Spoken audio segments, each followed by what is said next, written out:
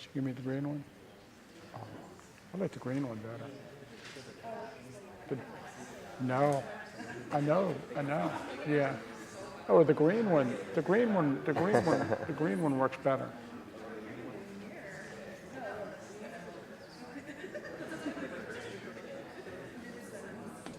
Is that clicker doesn't work? Okay. So you know, Andrew, I had different pen in the pocket, and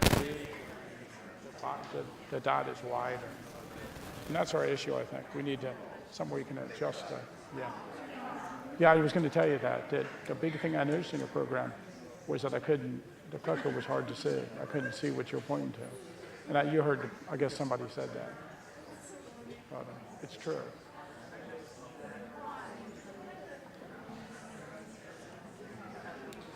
Good afternoon, everyone. Thanks for returning for another program today. We have many more in the next couple days, but I'm very excited about this one because it features, I'd say, two Gettysburg celebrities, for sure. Seated right next to me is none other than Timothy H. Smith, who's been a licensed battlefield guide at Gettysburg National Military Park for more than 25 years. And as you may know, he is the Director of Education here at the Adams County Historical Society and was also recently named the official Adams County Historian. He's the author of 10 books and numerous articles on the Gettysburg Campaign, the Civil War, and various local history topics. He's a historical consultant for the American Battlefield Trust and a frequent lecturer at Civil War roundtables and seminars, and has appeared regularly on the Pennsylvania Cable Network Battle Walk series. Tim's research has been featured more recently in the Washington Post and National Geographic magazine, among many other publications. And also on the stage today with us, my friend Erik Dorr, who's the director and founder of the Gettysburg Museum of History on Baltimore Street. I'm sure many of you have visited. At an early age, Erik began collecting historical relics from throughout history, and this broad range of artifacts has grown into one of the finest, if not the finest, privately owned collections in the United States, and especially in Gettysburg. And among the treasures in this museum is the largest assortment of Major Dick Winters and Easy Company artifacts in the world, which Erik has co-authored 2 books about, which we encourage you to check out. In his wide array of historical adventures, Erik has traveled around the world. He's led European battlefield tours and has appeared on the History Channel, C-SPAN, Sci-Fi Travel, and the Smithsonian Channel. Of course, the History Channel stuff is still very popular, and American Pickers did one episode, but they've stayed in contact, and I'm sure many of you have seen that. It was a big moment for Gettysburg when we had somebody locally in an episode of American Pickers. And he's the co-host as well of the American Artifact series on YouTube's The History Underground. And I encourage you to check out that wonderful channel. We have the creator of that channel, J.D. Hewitt, here as well, and he'll be speaking later tonight. While I'm on that topic, we do have, I think, maybe just 5 or 6 seats left for our panel discussion this evening with J.D., Chris Mowry from Vlogging Through History, and Gary Edelman and Chris White from the American Battlefield Trust. So if you want a seat to that, you can stop at the desk on your way out or get a ticket online. And we have many other programs planned over the next 2 days, which you can get a full schedule of all of these programs downstairs at the desk. But without further ado, I'm really thrilled to welcome Tim Smith and Erik Dorr to give a fascinating program about Erik's long family connection to Gettysburg and all the fascinating artifacts that have come to light ever since the battle. So thank you both for being here, and thank you for attending the program this afternoon.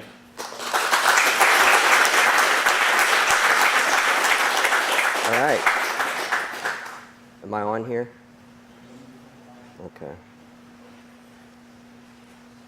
Am I on? Sorry.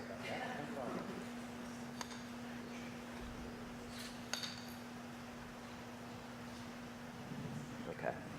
Thank you, Andrew. Thank you, Tim, for helping me out with this, and thanks to the Adams County Historical Society.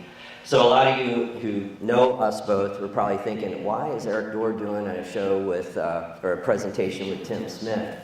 And usually you see me with J.D. Hewitt from the History Underground, or sometimes with Jared Frederick, my co-author. But the reason is, when I first moved back to Gettysburg about 15 or 16 years ago, I started doing some genealogy about my family at the Adams County Historical Society. And Tim helped me out quite a bit with that, and he became very interested in my family because, like most people from Adams County, we're all connected, you know, if you go back far enough. And my family came to Gettysburg in 1818, and you know, with all the kids and everything, people were intermarried with a lot of the, you know, the names, and, you know, Tim's very fascinated with all the genealogy stuff here. And so I started working on a book which was going to highlight the artifacts that were connected to my family. For those that don't know, my ancestors owned part of the battlefield for a while near Ziegler's Grove. And they were farmers, and they found a lot of artifacts, and it's one of the few family collections that remained in the hands of the family. You know, the Rosensteels bought a lot of the artifacts and some of the other museums, but the Pfeffers held on to theirs. And you know, Tim was really instrumental in helping me with this project, and I got this idea for the book because I really just wanted to showcase the artifacts and have a book, you know, basically a picture book with the artifacts. But you know, I'd never written a book before. That was a long time ago, and Tim had written several books, and I can't remember if it was he or I that came up with the idea of him helping me out with the book. So we started working on this book, and we laid out about half of it maybe, and we wrote the text for it. And back in those days, you couldn't just write a book, you know, and lay it out if it was a really graphic book with lots of photographs. You had to go to somebody who knew how to do that stuff.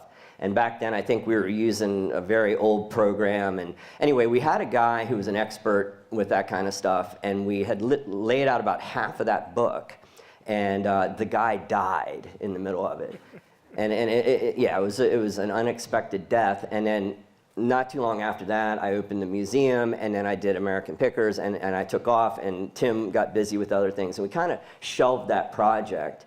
And you know, the great thing about what's happening here today is we had both forgotten how interesting that book was and how nicely it was laid out. So I think we've made the decision to resurrect that project and finish the book.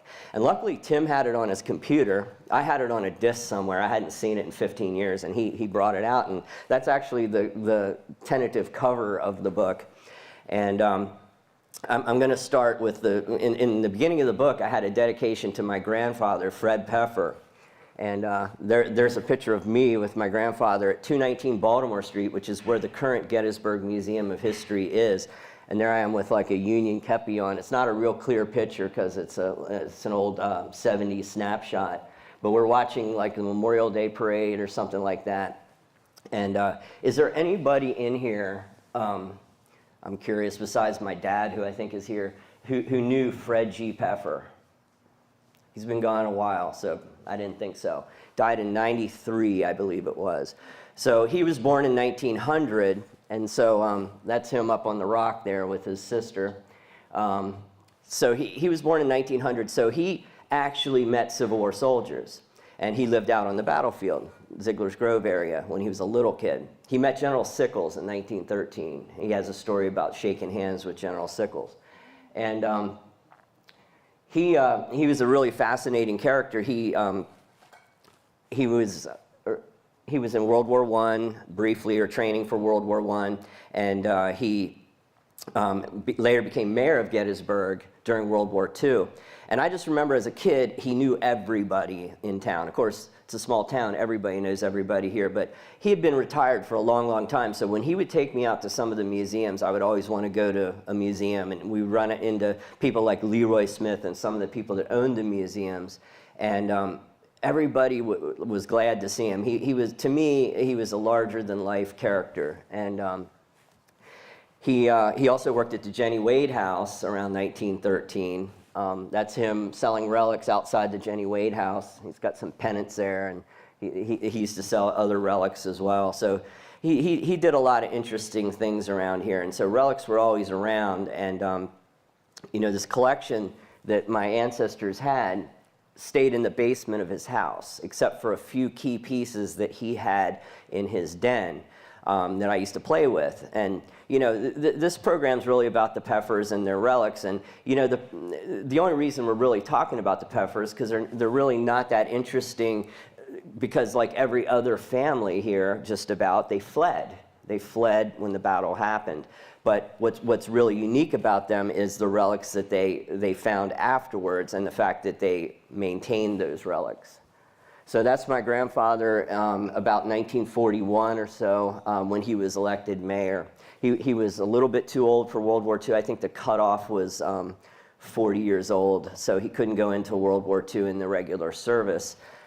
So he decided to become the mayor, and he also was the air raid warden, and he also ran the police department here. And later on in the 40s, of course, we had a prisoner of war camp here, and he worked with some of the guards out there and the police here, in case some of them, once in a while, one of those prisoners got loose. There was a couple of them that escaped, and his buddy had a bloodhound, and they would go chase him down. So, I dedicated the book to him because he's really who sparked my interest in the Civil War. And he wasn't a collector. He didn't collect other artifacts, but we certainly had that family collection in my basement. And when I would come up to see them, after greeting them, of course, the first thing I'd want to do is see, he had a Colt Army revolver that was left on the table of the Pfeffers farm, and I would want to see that. And when I was like 6 years old, I remember holding it in my hand, and it was as big as me at that point, probably.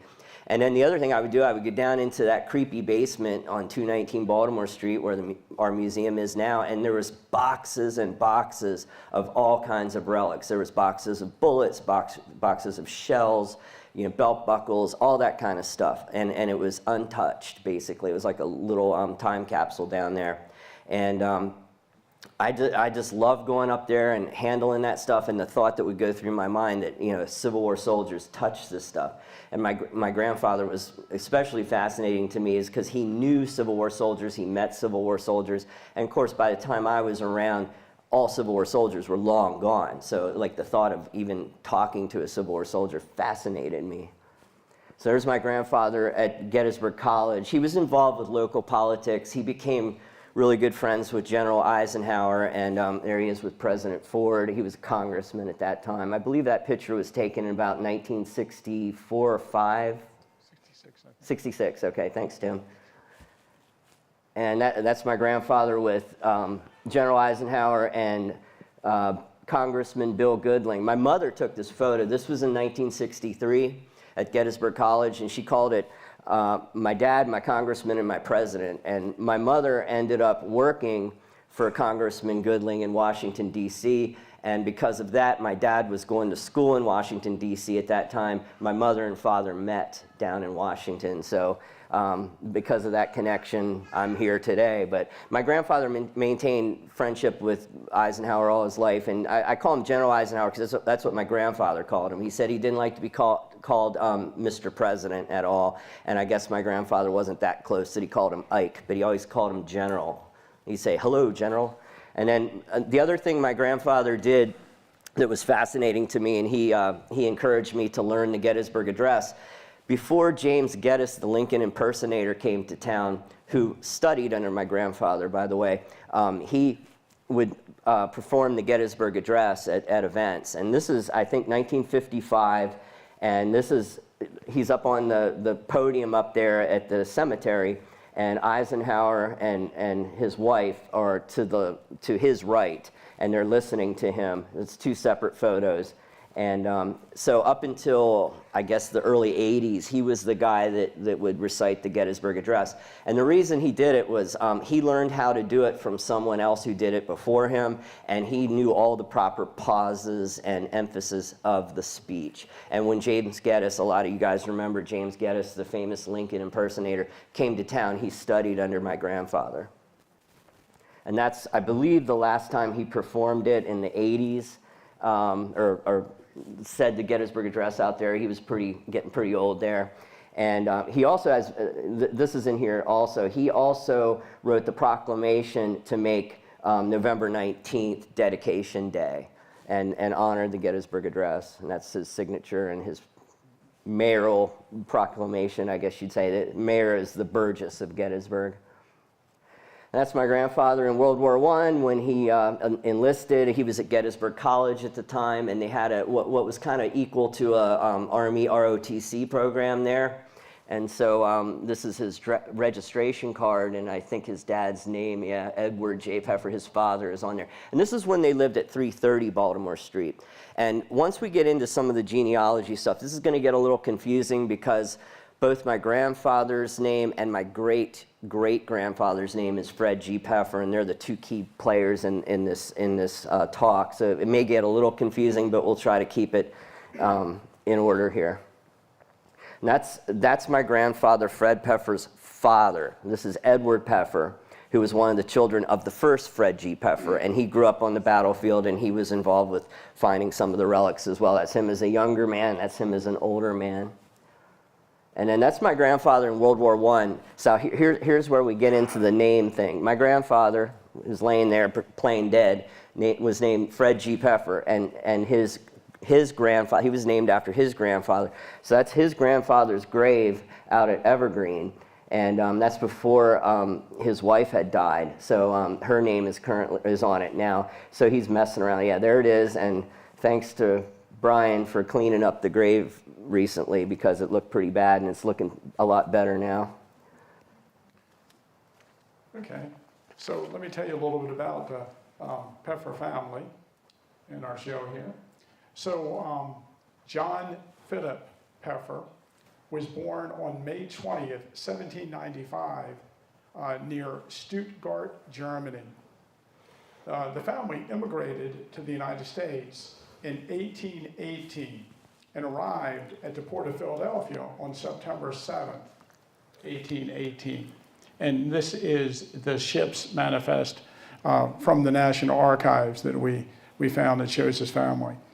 The first actual evidence of the Pfeffers in our area is the 1820 census, in which they are shown as residents of Cumberland Township, Pennsylvania.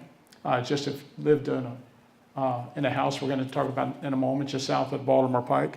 This is a naturalization paper that we have here at the Adams County Historical Society, and this is from 1827 and gives some information about his place of birth and immigration. Little's known of Philip, as oftentimes these German families who go by their middle name, John Philip Pfeffer, but in some of the tax records he's listed as a weaver. Starting in 1831, the Pfeffers acquired 3 acres of land, including a small frame dwelling house, which fronted on the Gettysburg and Petersburg Turnpike. Of course, today, that is the Baltimore Turnpike. And just to give you an idea, this is the Warren map, of course, which is surveyed in 1868, 1869, and it shows Philip Pfeffer Farm. And this is basically right across the street from what is today, the Old Pike Restaurant, or what is called Savorhood. So we're just south of Evergreen Cemetery on the Baltimore Turnpike, and you might notice that, of course, Culp's Hill is just off to the east of the property. And this area, this part of Culp's Hill, this is all wooded today, and at the time of the Civil War, this area was much, much more open.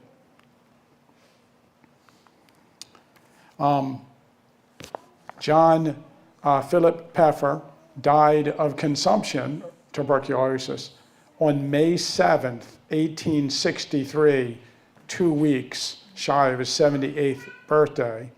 And of course, he was buried in Evergreen Cemetery and was there at the time of the battle, although the stone is put up probably when his wife died. His wife, Mary Magdalene Pfeffer, died in 1871 at the age of 86. And these are the stones there in the cemetery today. Now, we're fortunate that when Frederick Gudekunst arrived in Gettysburg a couple weeks after the battle to record images of different scenes around the field, he was under the mistaken impression that the widow Pfeffers' house was used by General George Gordon Meade as his headquarters throughout the battle. And, General Meade did use the widow Pfeffers' house as a headquarters, but after the battle was over, from the evening of July 4th, I think he established there, and he was there on July 5th. So Frederick Gudekunst recorded this image in July of 1863, giving us just an extraordinary view of the house that Erik's ancestors lived in. And when Mary Magdalene died in 1871, the house was purchased by the Gettysburg-Petersburg Turnpike Company, and starting in the 1870s, this was used as the toll gate house for the Baltimore Turnpike. And that's why we have a couple interesting photographs of it. This image was recorded of the house by William Frasinito in 1976. And, as a youth, when I would come into the area and drive up the Baltimore Pike from Carroll County, Maryland, I passed the house and often wondered, why the house was abandoned and how it became abandoned. It actually was abandoned in the 1950s. So it just sat there as a shell for like 30 years. Here, of course, from Erik's collection is a piece of the house. He has several pieces of the house that were sold to him, and this was originally owned by Gray Coco. So this is a piece of the old Tollgate house. It was torn down in 1987, if I'm correct, if I remember correctly. And this is a photograph that we took when we were putting the book together for it. So it's still there. There's a hole in the ground. If you happen to go to Saberhood for lunch, if you walk across the street, you can look and see the hole where the foundation of the cellar of the house was. A foundation that perhaps people were hiding in during the battle. Today, the property is owned by American Battlefield Trust, incidentally. And here's just a remarkable photograph of Mary Magdalene Pfeffer that Erik owns, and you can check out in his collection. The Pfeffer family, consisted of 5 boys. And I think when we started this book, I don't know how much anyone knew about the family, but I thought it would be fascinating to, research the family and learn a little more about them. So John Philip Pfeffer and his wife, Mary Magdalene, had 5 children, all sons.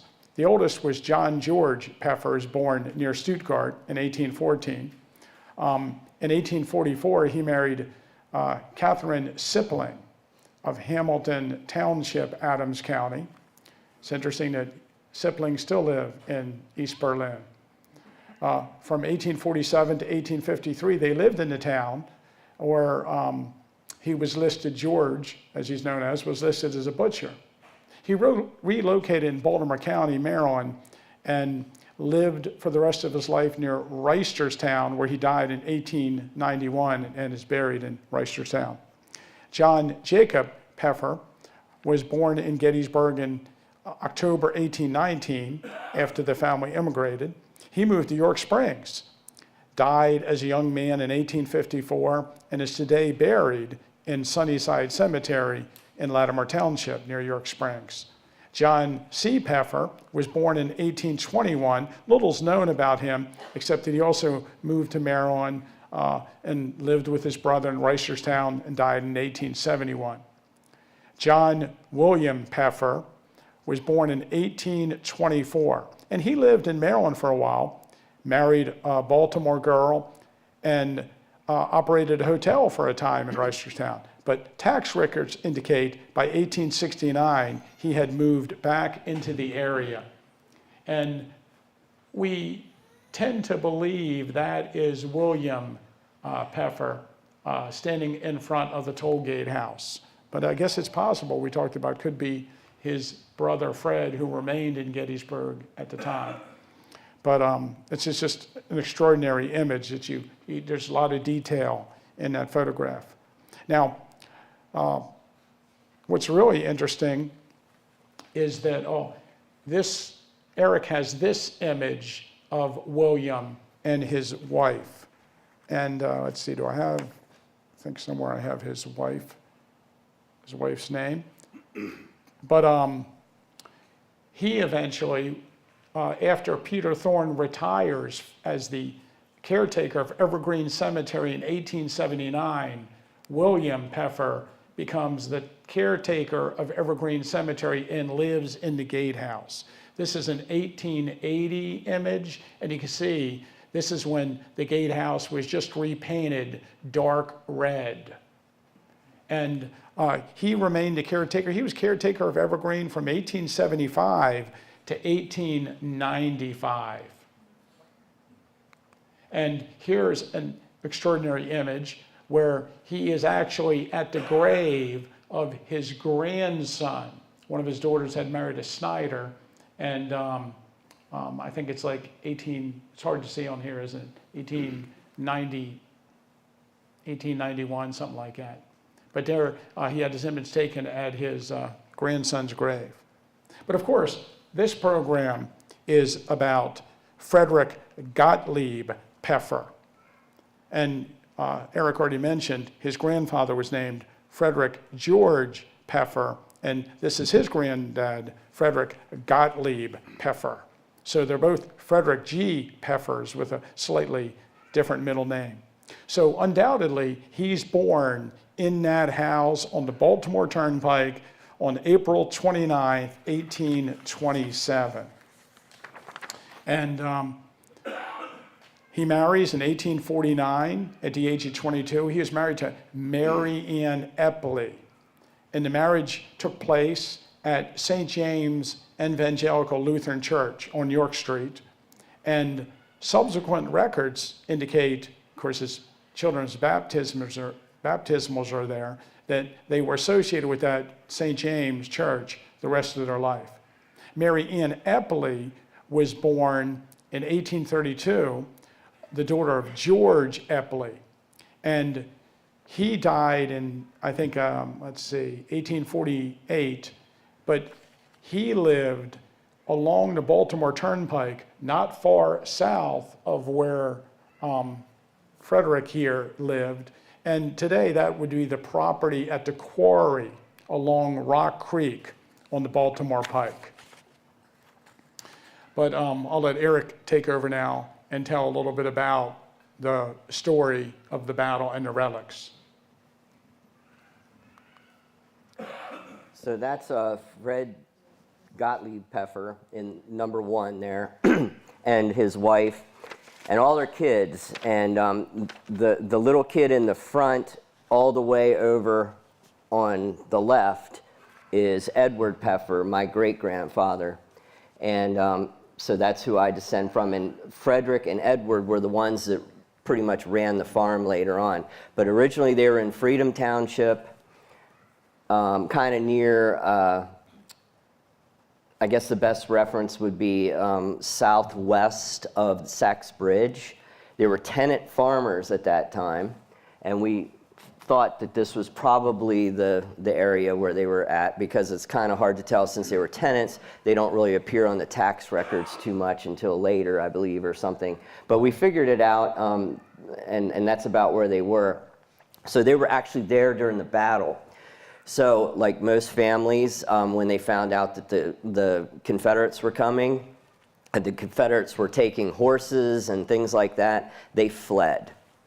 And we believe that they went down to Maryland to some of their families' places and stayed there until the battle was over. And they took their animals with them to protect their animals.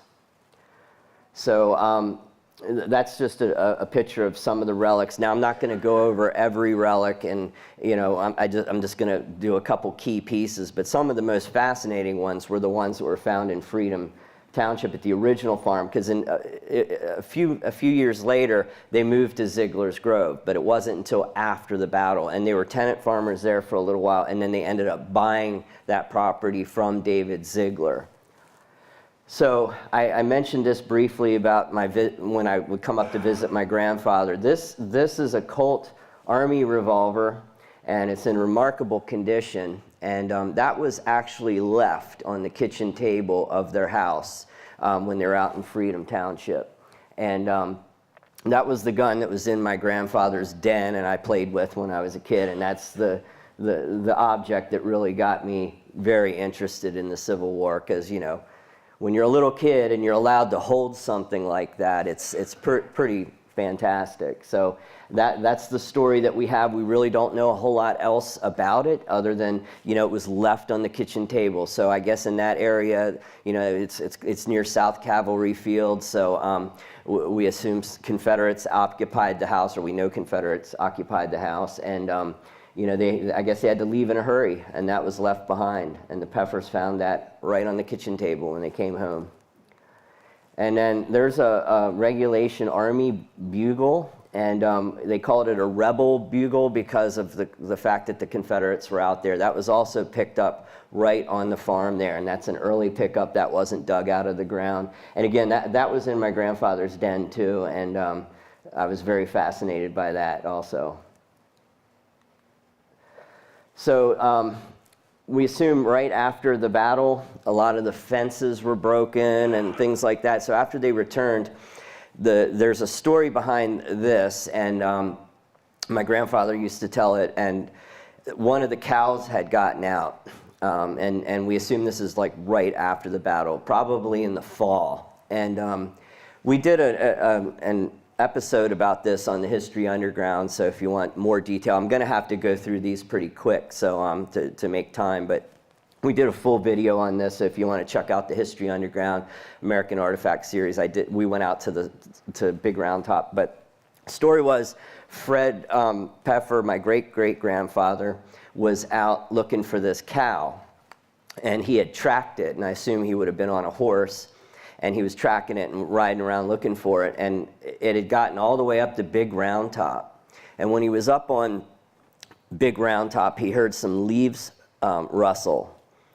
And he went over and looked, and there was a human leg bone there, and it had fallen. He looked up, and there was a Confederate sharpshooter who had strapped himself to the tree with his cartridge box strap, and he got killed up there somehow. And the body must have rotted, and at that moment that he happened to be in that area, he heard the leg drop, and he said the bayonet was placed in the ground, and he put something on it, maybe a branch or something, so he could find it again.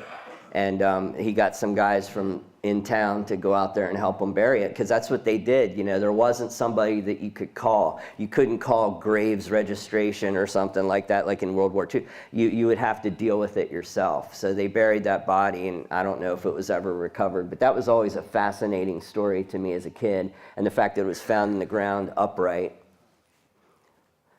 And so this is a saddle. This is a standard cavalry saddle. And one of the other really interesting stories I thought was when they came back to the farm, there was a horse hobbling around that had been wounded.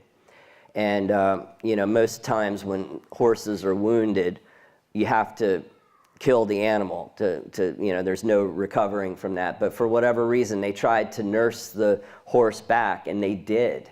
They actually did, and I told Tim that story, and we were able to get the tax records, and we verified that they had one more horse, and you know, I think the 64 taxes than they did in the 63 one, so it kind of checked out, and they saved that saddle. Now, it was out in the barn for a long time. It's pretty dried out, and you know, the flaps were cut off and everything, but it was in the basement forever. That was in a box down in the basement, but I was always fascinated by that story too.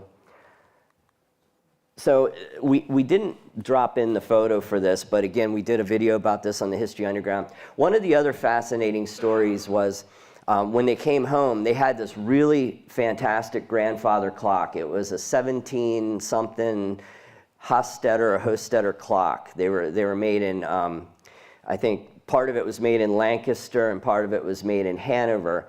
And they had this thing, and the Confederates threw flour paste up into the clock, and they had to repair it. They had to take the whole thing apart and have a clockmaker clean it out. And why they would throw flour paste into the clock, who knows? But they were not only looting, they were kind of trashing places. So they threw this flour paste, and they also there were two rosettes up on the top, and they broke those off.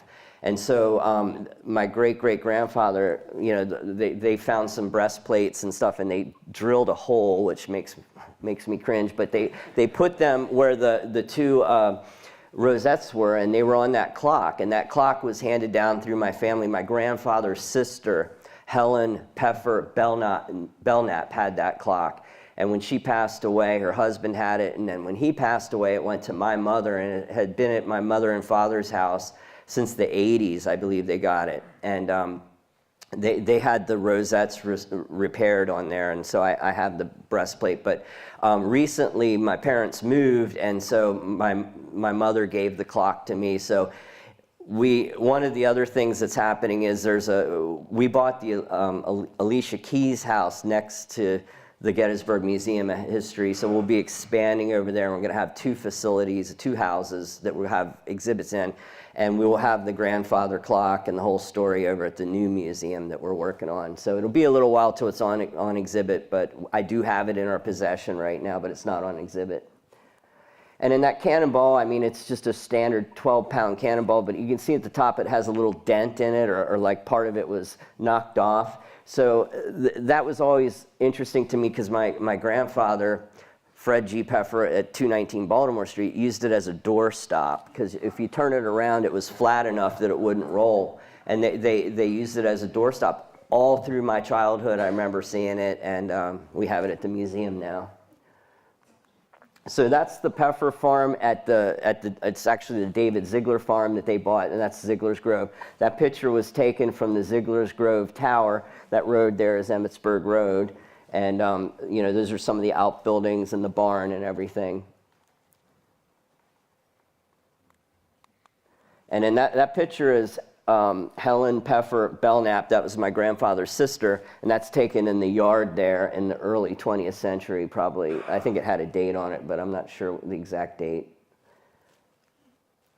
So there's a nice map showing where the Ziegler's Grove farm was.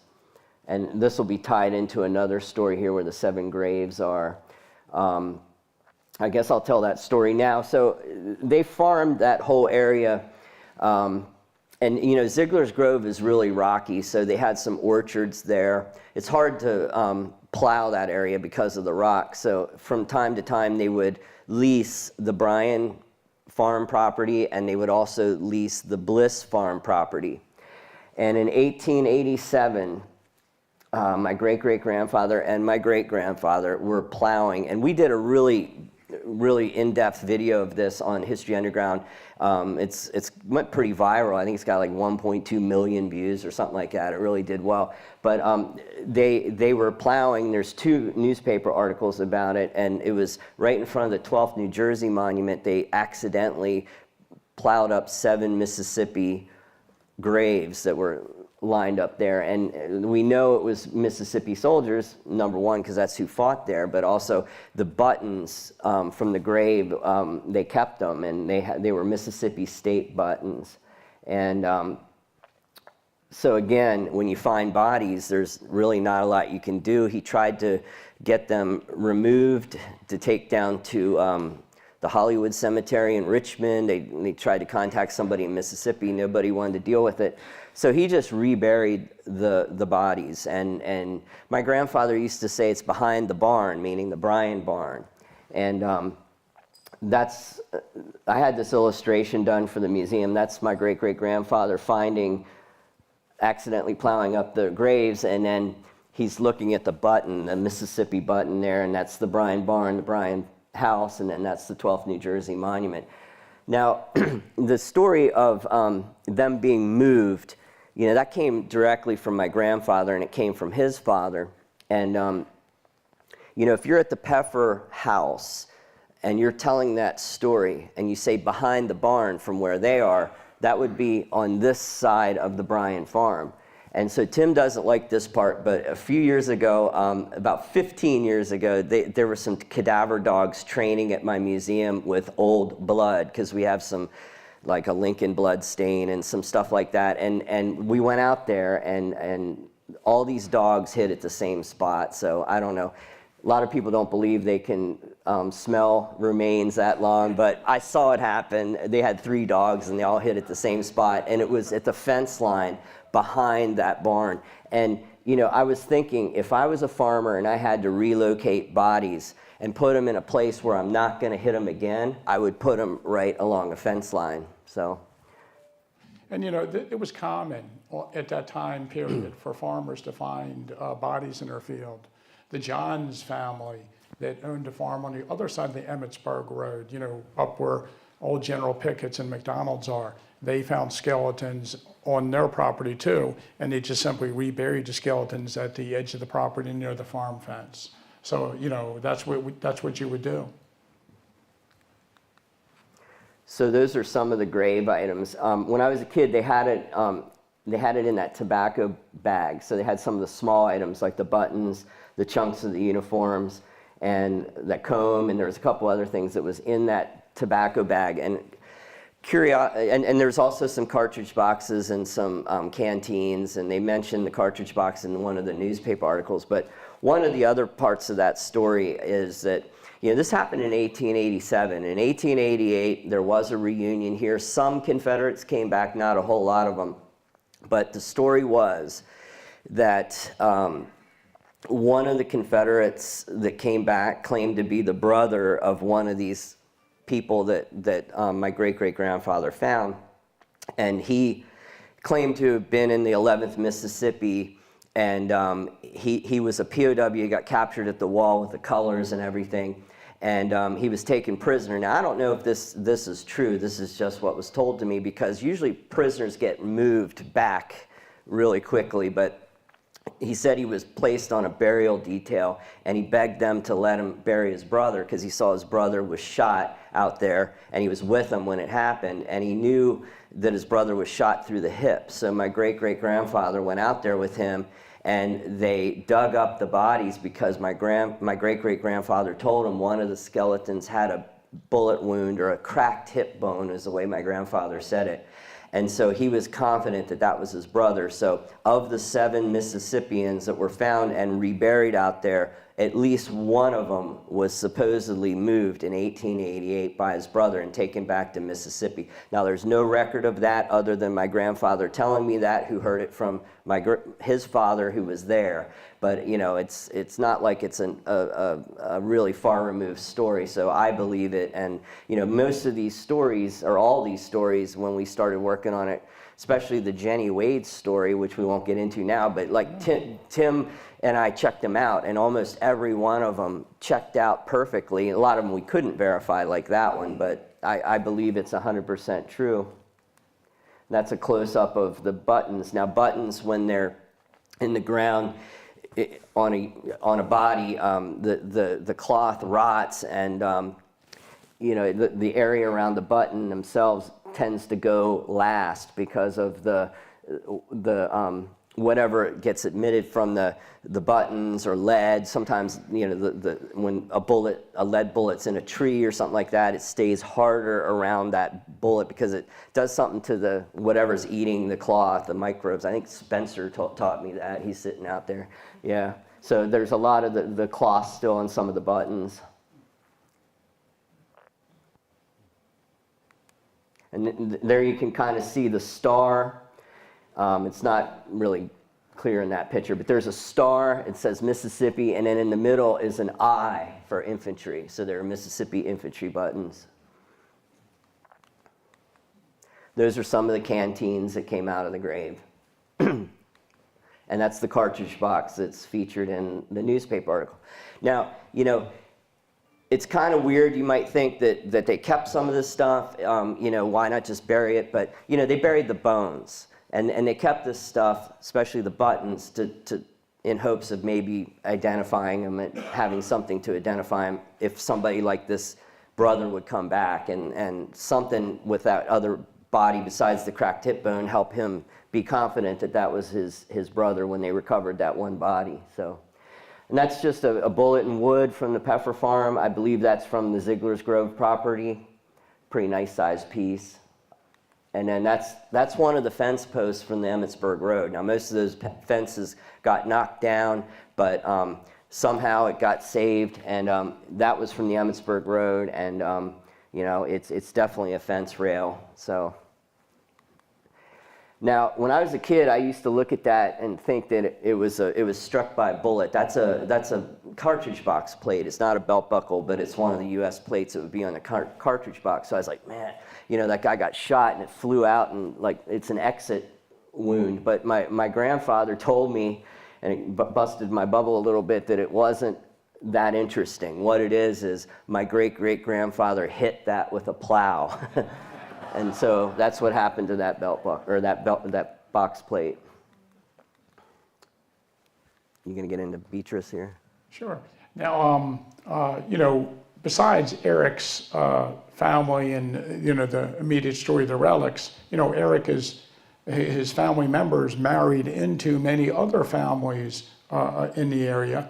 And Charles Pfeffer, who is one of the sons of Frederick Gottlieb Pfeffer, you know, his great-grandfather Edward's brother, married, I believe her name is Gertrude, or is that Gertrude or Beatrice Pfeffer, who's the daughter of Beatrice Sherfy, who's the daughter of Gertrude Sherfy. It's Beatrice Pfeffer is Gertrude Sherfy's daughter. Okay. Right? So, yeah, that's right. So Charles Pfeffer married Gertrude Sherfy. Right. Good.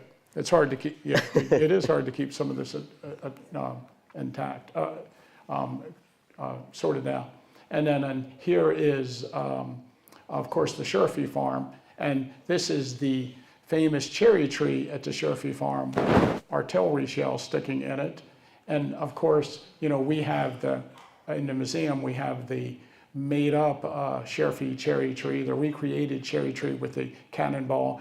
And it was actually Beatrice Pfeffer that gave the cannonball to us when it came out of the tree. Can I jump in real quick? Sure. And so because my Aunt Beatrice donated that to the Adams County Historical Society, they have some of the items too, and there were some other relics also from that area, but you know, she didn't know that her nephew would have a museum, because I think that was donated back in the 60s or something like that. And the other thing, we also have a blanket chest from Joseph Sherfy that Beatrice had, and my family got that, and we did a video on the History Underground about that, and that'll be coming to the museum eventually too. We were going to put a photo of that in, because it's really a nice inlaid blanket chest with JS for Joseph Sherfy.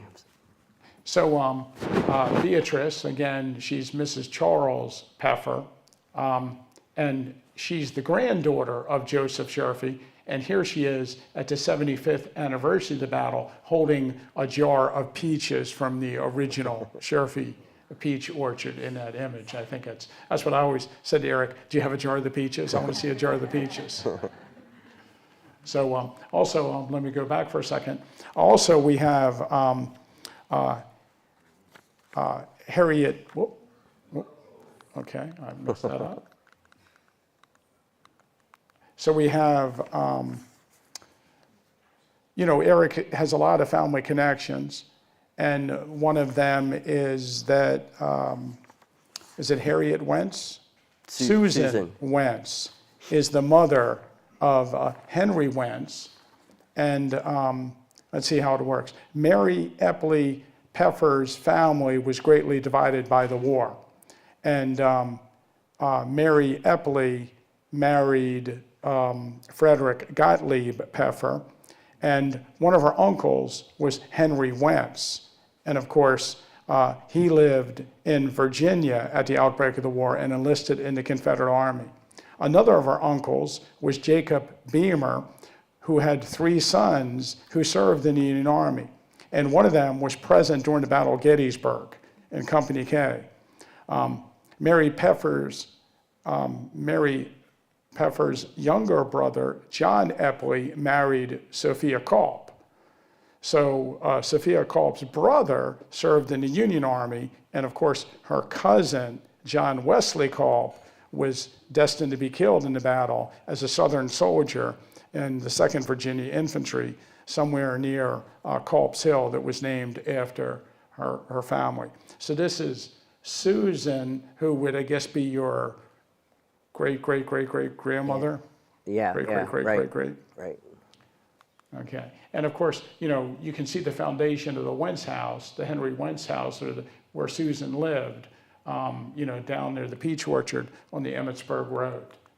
And also, let's see, what do we have here? Oh, you want to tell the story of this? Yeah, so when I was a kid, my grandpa used to tell me I had rebel in me, and that's because of my uncle was Henry Wentz, and then of course I was related to Wesley Culp by marriage. But one of the really interesting things that happened was a few years ago, this guy came to me, and he wanted, there was a grouping that got split up amongst collectors. That happens sometimes. And it was a color bearer that was in the wheat field, and this guy had a bunch of his stuff, and I had the other half of the stuff, and he wanted it so bad, and I said, well, I don't want to get rid of that. He's like the only color bearer that wasn't wounded at the wheat field, I think. And it was some pretty cool stuff, but he said, well, would you trade something amazing for it? And I was like, well, like what? And he goes, well, I have the original Wesley Culp photo. And I was like, wow, we always theorize, because there's a copy shot of it at the National Parks archives that the family had let them make a copy of a long time ago. So every image you always see of Wesley Culp is from that copy shot at the National Park Service.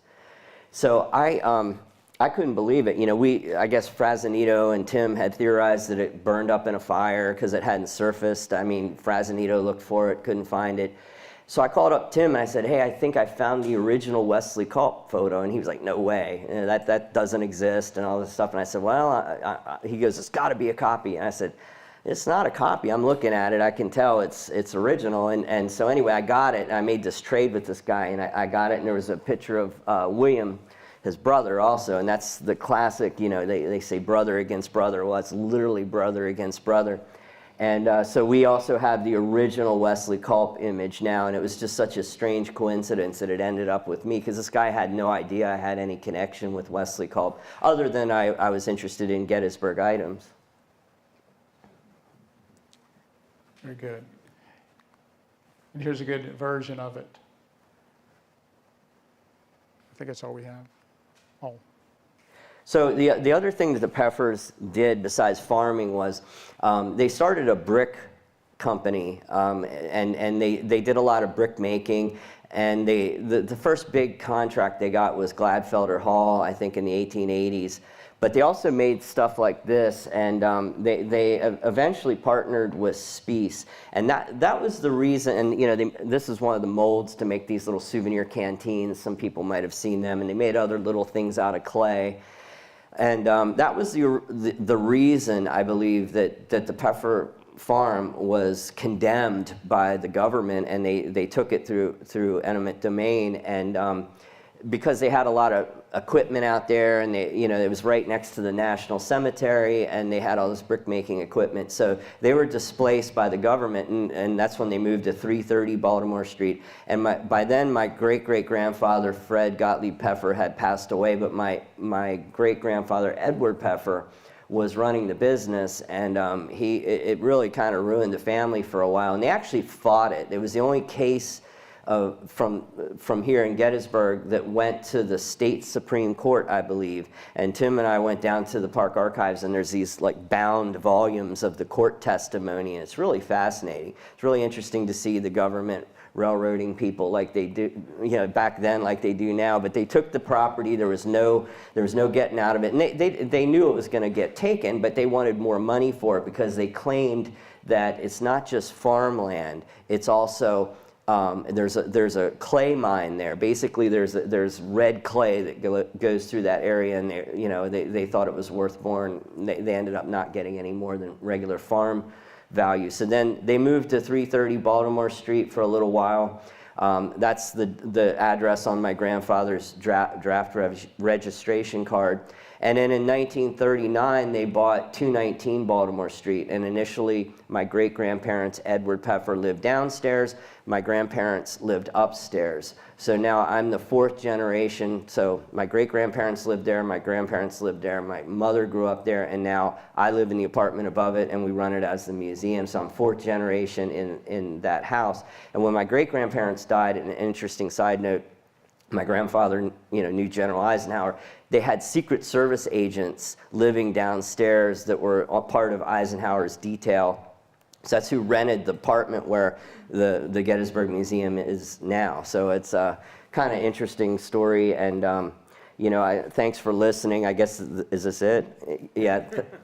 And so, I hope that if you get an opportunity, you guys will stop by Erik's museum. It's a free museum, and see the Pfeffer family relics on display. And we should take some questions if people have questions.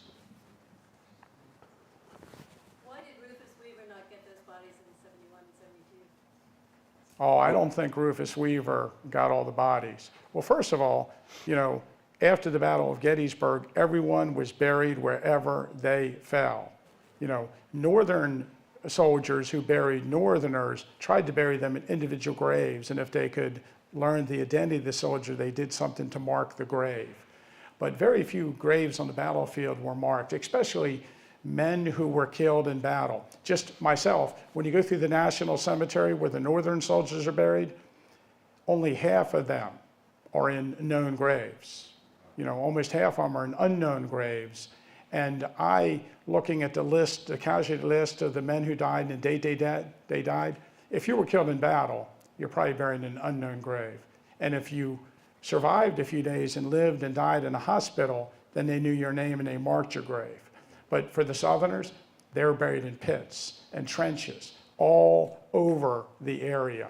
And again, it's not until even 8 years after the battle that Rufus Weaver and others attempt to locate these graves. And although J.W.C. O'Neill did his best to mark where people are buried, you can't find, they couldn't find them all. And I don't know how common knowledge this is, but if you try to add up how many men we think were killed in the Confederate Army during the battle, and again, there's a bunch of variables involved here. It's hard to say exactly how many. And then you add up the number of bodies that were removed in the 1870s. And there's even, there was a time at the end of the process where there were more bodies that were going to be removed, but the ladies who were organizing didn't pay Rufus, so he stopped moving bodies. He didn't stop because he finished. He stopped because they stopped paying him. And so I would say that there are hundreds, and some people suggest maybe as many as 1,000 Confederate soldiers unaccounted for. So it was very common in the 1880s, especially when these bones, were still, now they probably have all deteriorated, that people were finding skeletons. So, and especially in fields where the fields had been plowed and replowed, and you couldn't even tell where the grave was. I always ask the kids on my tours this, if you're the farmer, do you plow your field after the battle? And of course, eventually they do. Good question. I liked your question. Go ahead. Somebody else right over here had a question? Do you have the Wesley Culp photo in your museum? Yes, I do. It's on display. It's in the front room. I have both of them, the Wesley and William. Good. Okay, if anybody has any other questions, you're welcome to come up and talk to Erik about it and talk to him about his museum. But I want to thank everybody for coming today. And yeah, thank you very much. And hopefully we'll see something again tomorrow.